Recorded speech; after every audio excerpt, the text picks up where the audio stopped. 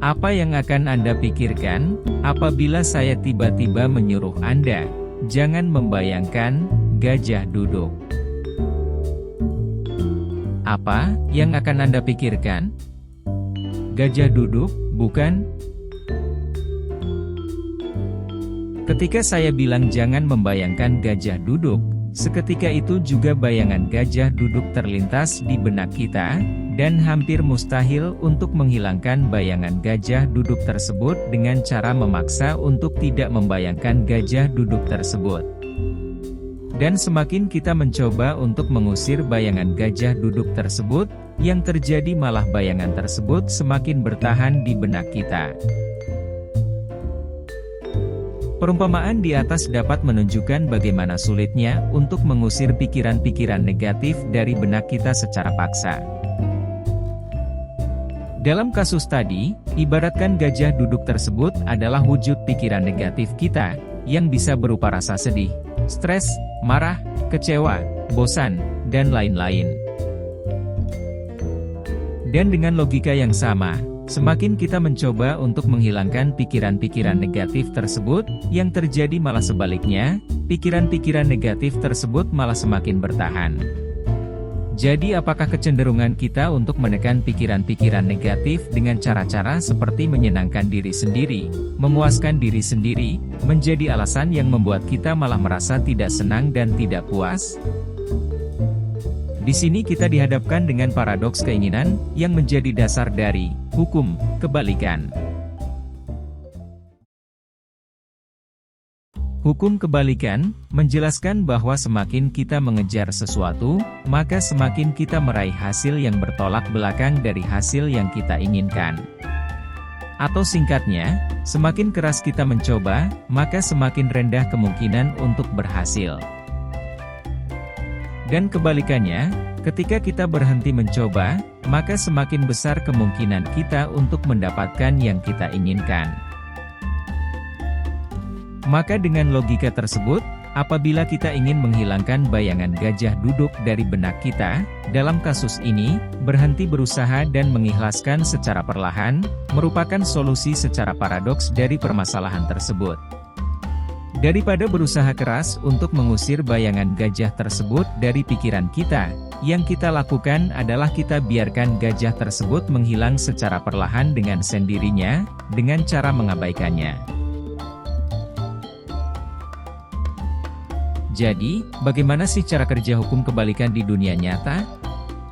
Atau lebih spesifiknya, bagaimana kita mendapat apa yang kita inginkan, dengan tidak berusaha untuk mendapatkan hal yang kita inginkan tersebut? Video ini menelisik hukum kebalikan dan sifatnya yang paradoks.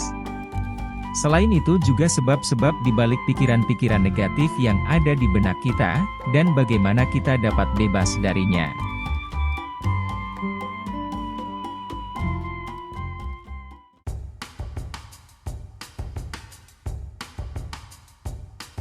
Bagaimana caranya? Kita mendapatkan apa yang kita inginkan, tanpa berusaha untuk mendapatkan apa yang kita inginkan. Kelihatannya seperti mustahil dan hal yang konyol untuk diterapkan. Apalagi kita hidup di dunia di mana kita dituntut untuk selalu berjuang dan berusaha untuk mendapatkan hal yang kita inginkan. Tekad atau kemauan, merupakan solusi yang praktikal dalam mendapatkan sesuatu di dunia luar. Contohnya, kalau kita ingin menjadi kaya, secara material atau uang, maka wajarnya kita harus berusaha untuk mendapatkan jumlah uang tertentu di mana kita bisa menganggap diri kita kaya. Dan apabila kita mau lari maraton, maka kita perlu mendedikasikan diri untuk membangun stamina di mana kita dapat berlari sangat jauh. Namun, hukum kebalikan tidak melulu mengenai pencapaian duniawi. Hukum kebalikan itu mengenai hal-hal yang melampaui hal itu. Hukum kebalikan lebih tepat diaplikasikan ke hal-hal yang benar-benar dibutuhkan manusia, yang merupakan kunci dari kepuasan fisik dan mental, dan ini adalah sesuatu yang membuat kita merasa damai. Lantas, apakah itu? Apakah itu kekayaan? Apakah itu cinta? Apakah itu persahabatan? Apakah itu panjang umur dan kesehatan? Meskipun hal-hal di atas terdengar sangat memuaskan, hal-hal di atas hanya merupakan imitasi dari sesuatu yang sebenarnya kita harapkan. Contoh-contoh di atas adalah hal yang kita pikir dapat menuntun kita ke kedamaian. Maka dari itu kita cenderung selalu mengejar hal-hal tersebut. Namun apabila mengingat apa yang sudah dijelaskan oleh hukum kebalikan, semakin kita mengejar, maka semakin sulit kita untuk mendapatkan. Semakin kita mengejar kesenangan sesaat, maka semakin jauh kita dari hal yang sebenarnya kita harapkan.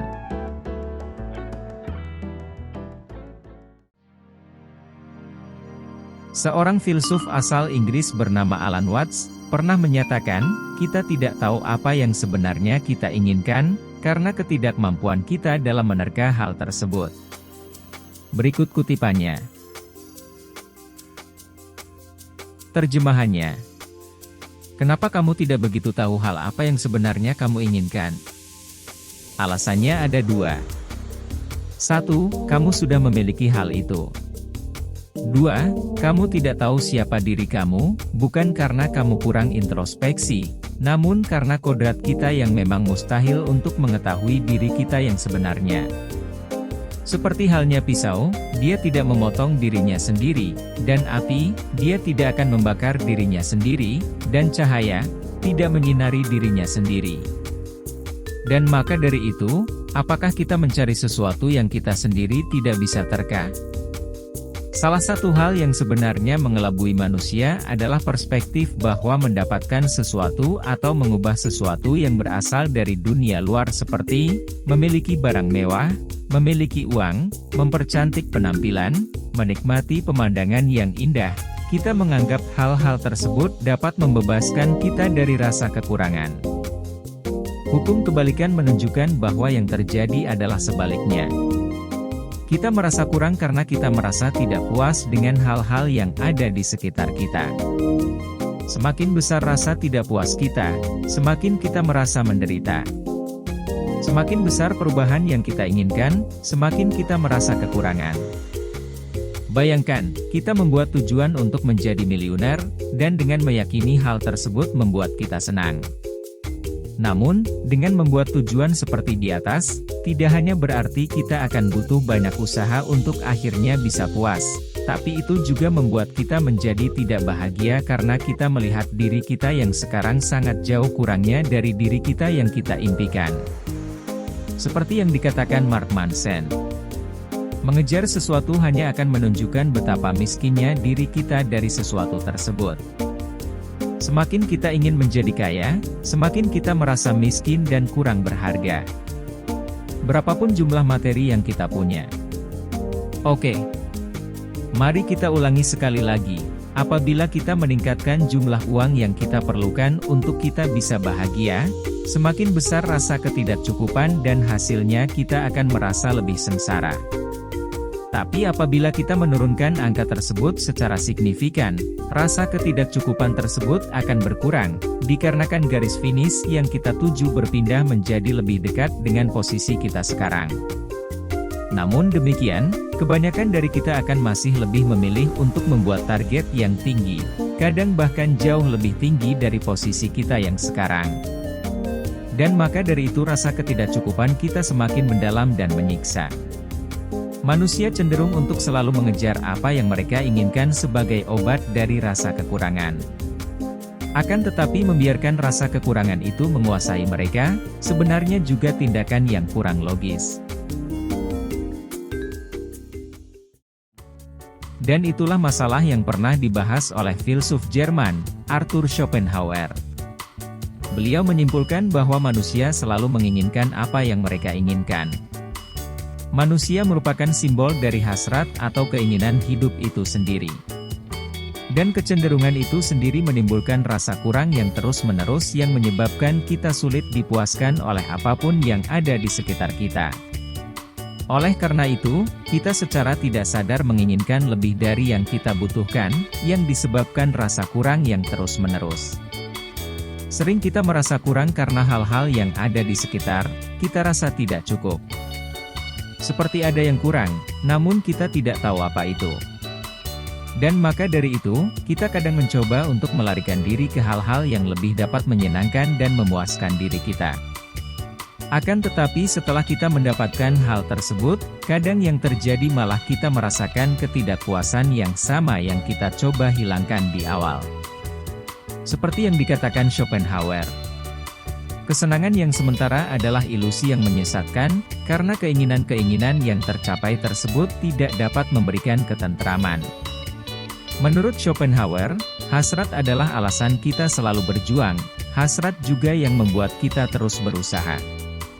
Akan tetapi menuruti hasrat tersebut tidak akan membuat kita puas, karena hasrat itu sendirilah yang menjauhkan kita dari apa yang memberikan kita ketentraman. Schopenhauer mengatakan, satu-satunya cara untuk mendapatkan ketentraman adalah dengan menghilangkan hasrat berlebihan, yang akan membuat kita lebih puas karena kita lepas dari pikiran-pikiran untuk mencari sesuatu.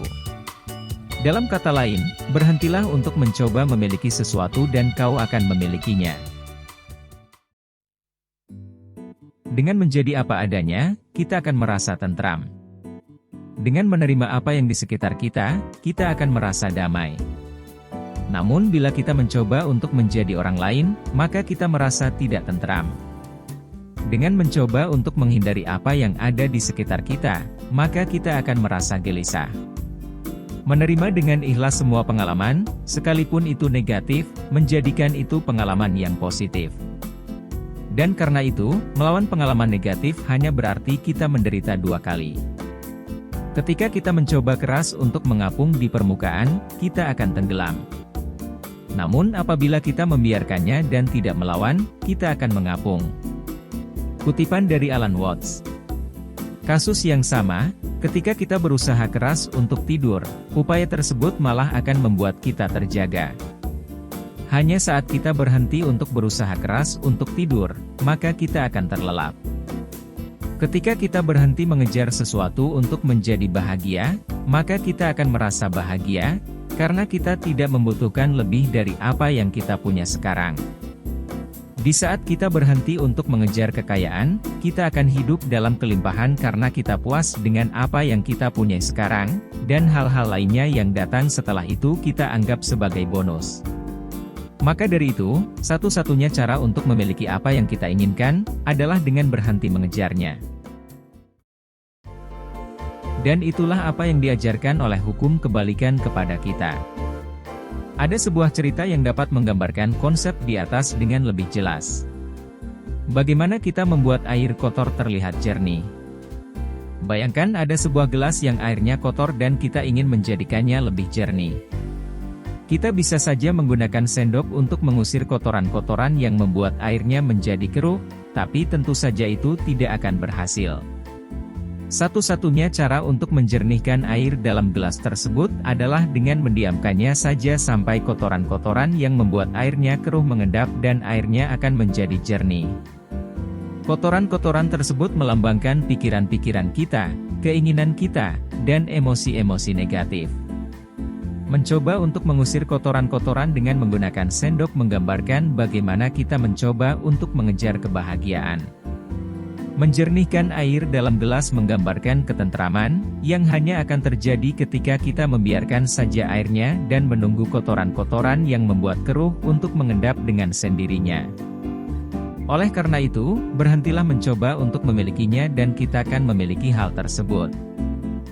Dengan mengetahui cara kerja hukum kebalikan, tidak berarti bahwa kita harus meninggalkan tujuan, ambisi, atau niat berubah menjadi lebih baik pada diri kita. Karena mungkin ada banyak alasan mengapa kita harus membuat perubahan, dan tidak boleh menerima kondisi yang begitu-begitu saja. Namun, hukum kebalikan mengajarkan kepada kita untuk tidak terkecoh dengan anggapan bahwa, dengan mengejar hasrat kita, akan menuntun kita ke ketentraman. Karena nyatanya, kebalikannya. Dan dengan mengetahui hal tersebut, kita mampu untuk mendapatkan ketentraman dengan menjauhkan kita dari memikirkan hasrat yang berlebih.